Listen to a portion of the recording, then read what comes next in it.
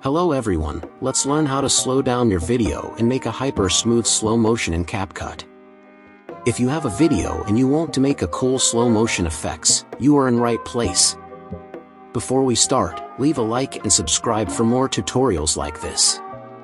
First open CapCut app on your device, and then add new project. I will add this drifting car. So next select a layer with video, and click on speed button in bottom left corner of the screen. After that go on left button curve, and then open a custom curve. Now you need to follow my steps, then you need to add a beat on white button in right corner of curve, and then do as I do in this video. Next tap on make it smoother in bottom of the screen, and select a better quality. Now wait a couple of minutes and see final result, and you are finished. So thanks for watching, see you in the next video, goodbye.